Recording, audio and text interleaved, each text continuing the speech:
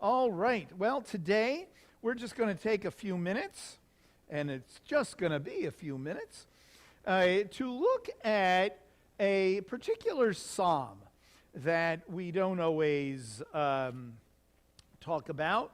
It's one of the Psalms of Ascent, the Psalms of going up. And I thought to myself, well, we're accentuating a Hebrew school, junior congregation, our youth and the commitment to youth today.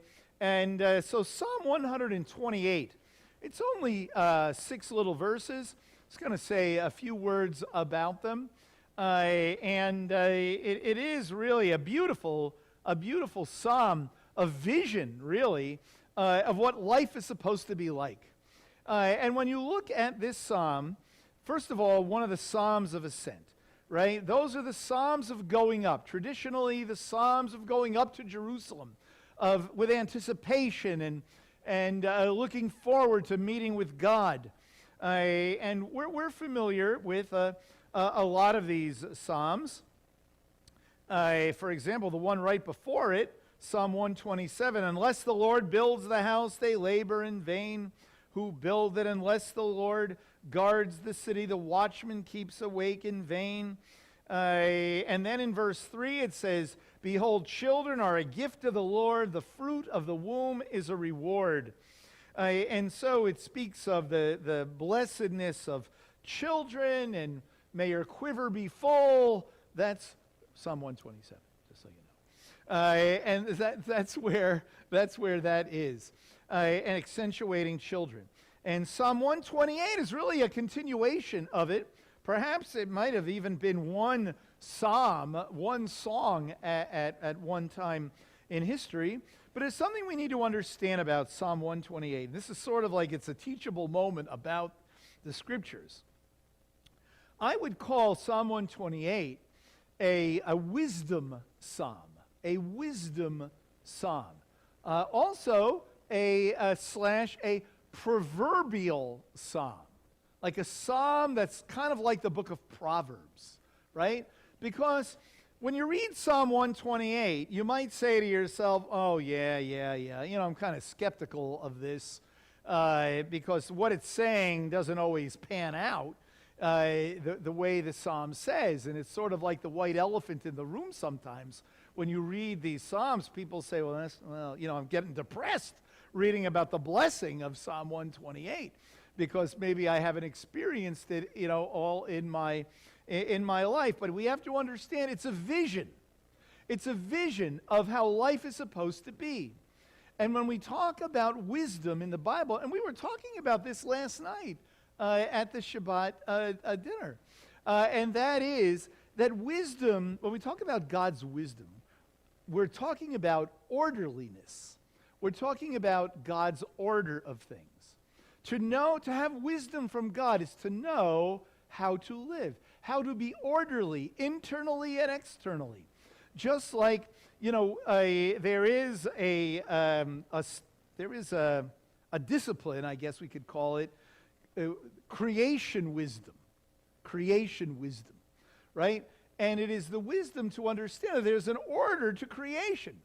It's not something that the natural mind can see. But there is an order to creation. The sun, the moon, the stars. There's just enough oxygen, for human beings to be able to live. We don't get burned up by the sun. We don't get frozen out. It's all because of the wisdom of God. The wisdom of God. Well, in the creation of humanity, there's also there's creation wisdom. God, just as he created the sun to do something in particular, and the stars and the sky and the ground to interact in very particular ways, God designed humanity to interact in particular ways.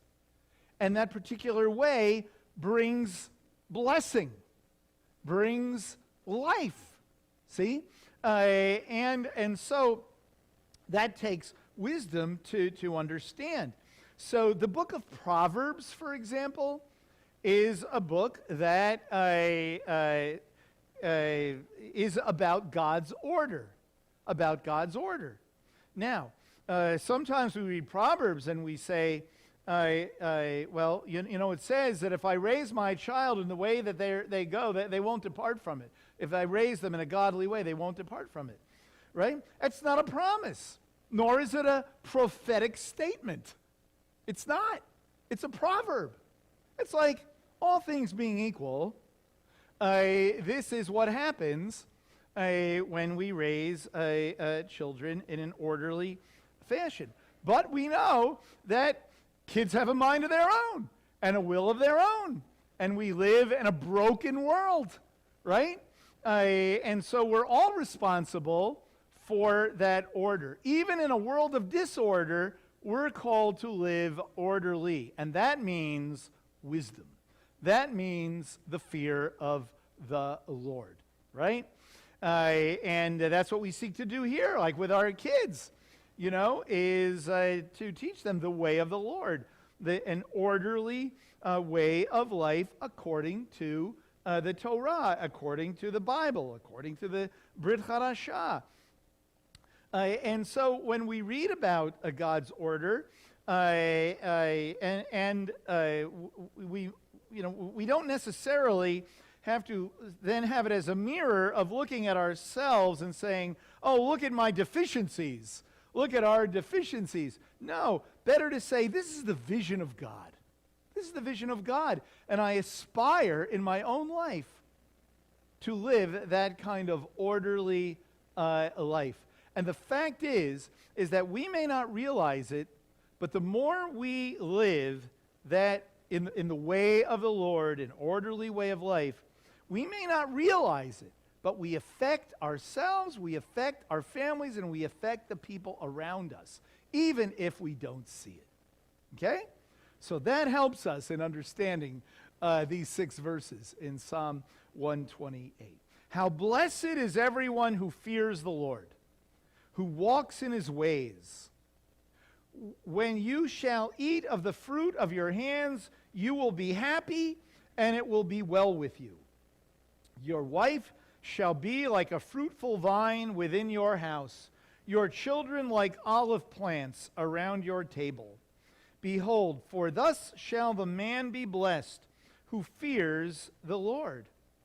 The Lord bless you from Zion, and may you see the prosperity of Jerusalem all the days of your life. Indeed, may you see your children's children. Peace be upon Israel. So a careful reading of this by observation is that first it's talking about an individual, then it moves to a family, and then it moves to the public arena, the world around you, the place in which you live. Now, first of all, in the first part of this psalm, the word bless here is not barach, like when God blesses. It is ashrei, ashrei. And what it means basically is to be satisfied. Satisfied, full of life, fortunate, in our vernacular, would be a good, fortunate, you know? So God, he infuses life in us, and we are fortunate to be the recipients of it, right? And sometimes it can be, people say it can mean happy. But in our world, happy is so superficial that you don't even want to use it, because it's not about just I'm happy in a moment, but like a deep-seated joy and satisfaction, right? It reminds us of Psalm 1, right? Psalm 1. In Psalm 1, which is the introduction to all 150, it's how blessed is now it says man, but it means person. How blessed is the man who does not walk in the counsel of the wicked, nor stand on the path of sinners, nor sit in the seat of scoffers, but his delight is in the Torah of the Lord. And in his Torah he meditates day and night. Now when it says Torah of the Lord, we want to understand that when we talk about the law of the Lord, yes, it refers to the Torah, but we like to say we read the Bible from left to right, right? The Torah, the prophets, the writings, the Gospels, the letters, it's all the Word of God. And that's, from our vantage point of today, that's what we would accentuate, right? And so what happens? Why is this person fortunate? Because he will be like a tree firmly planted by streams of water, which yields its fruit in its season, and its leaf does not wither. And in whatever he does, he prospers. And so that's why the word ashrei is used. That's really a great thing. It's great to be the recipient of that. And so back in Psalm 128, hey, it's a great thing to fear the Lord, who walks in his ways. When we say we fear the Lord, it is about recognizing the authority of God. It is about recognizing that God is the one to whom we answer, and to recognize that, to know that, is a tremendous truth. We read in a number of places in the scriptures, like in Proverbs 1:7, the fear of the Lord is the beginning of knowledge. Fools despise wisdom and instruction. In Psalm 111, the fear of the Lord is the beginning of wisdom. A good understanding have all those who do his commandments. His praise endures forever. In Job 28, and to the man he said, behold, the fear of the Lord, that is wisdom. And depart from evil is understanding. And I could point out lots of other verses. Okay, twist my arm. In Proverbs 19, the fear of the Lord leads to life, so that one may sleep satisfied, untouched from evil. So clearly, to know the fear of the Lord, to know that we are accountable to God and that he has given us a way of life, that is a real perk of being a human being. That is a really great thing. It's not about a millstone around your neck that, I have to do this and I have to do that. You are misunderstanding all of it if that is how you understand the Torah. It is a blessing. It is great to live a Torah way of life, to live the way of the Lord. And so how fortunate, how satisfied is everyone who fears the Lord. Not fearing people, not fearing circumstances, but being like laser focused on the Lord. And in the Brit Chadashah, you read several different places about fix your eyes on Yeshua. Keep your eyes focused on him. Well, that's, to fear the Lord is to recognize that it is Yeshua is the one to whom we have to do. And so he's going to elaborate now in these verses.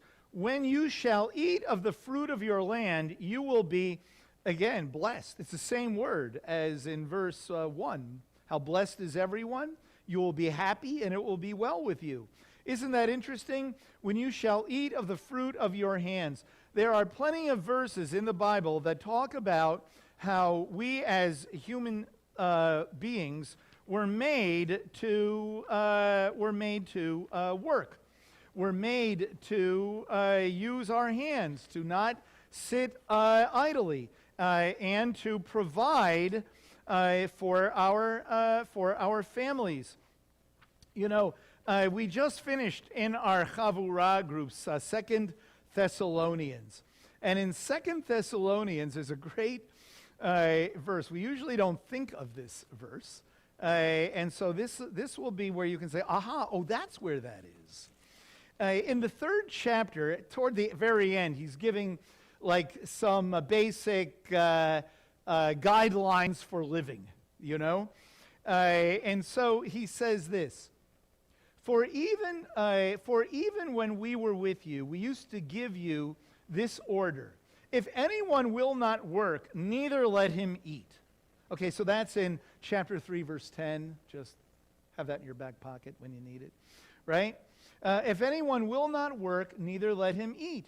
For we hear that some among you are leading an undisciplined life, doing no work at all, being schnorrers. Oh, that's not in the text, right?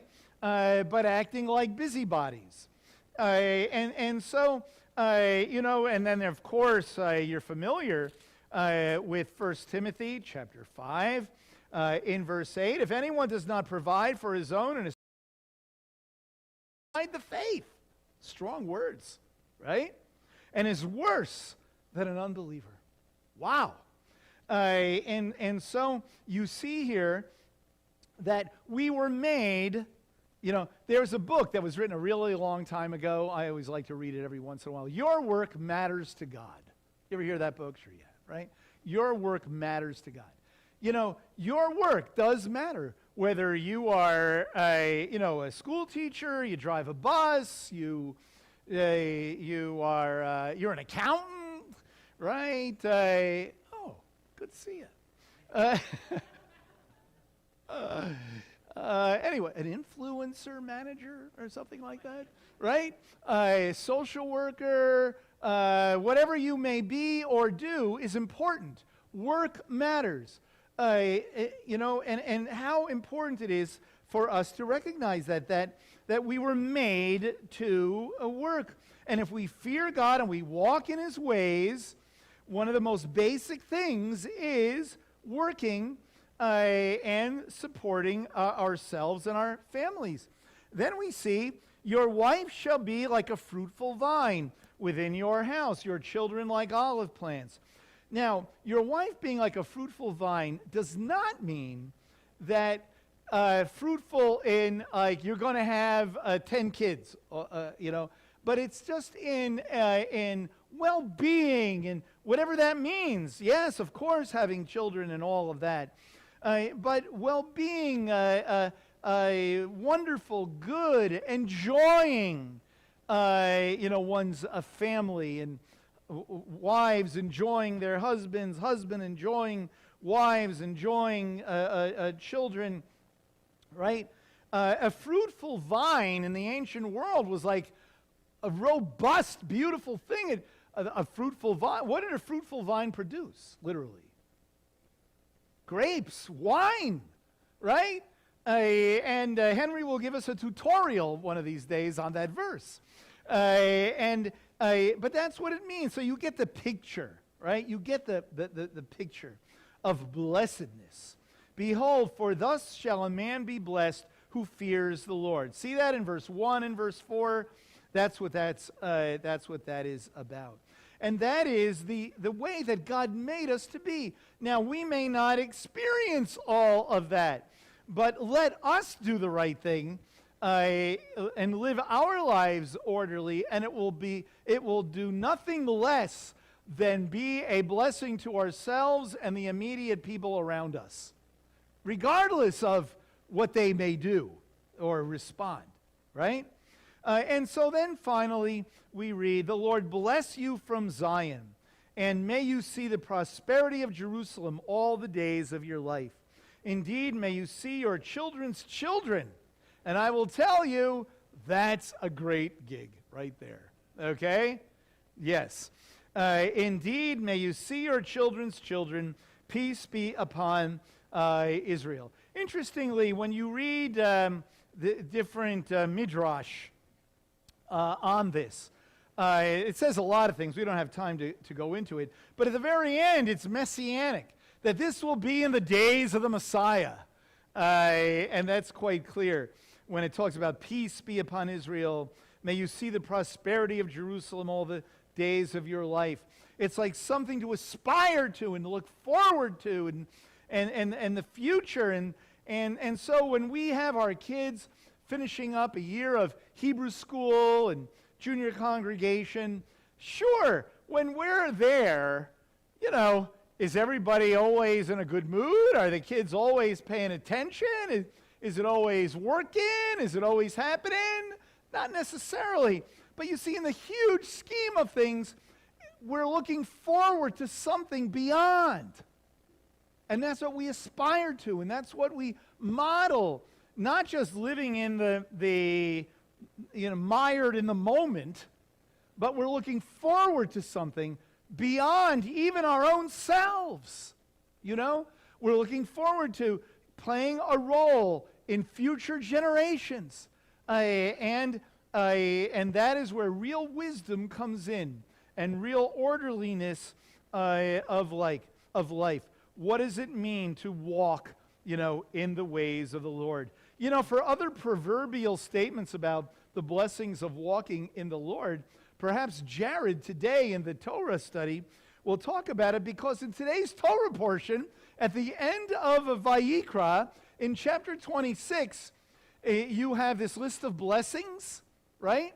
They're not prophecy statements. They're not promises. They're proverbial statements, making the basic statement: if you live by the way of the Lord, you will experience an infusion of life. You will experience blessing, even with all the chazarai around us, even with all the junk that goes on around us. You walk in the way of the Lord, and you will see that you will be planted like a tree firmly.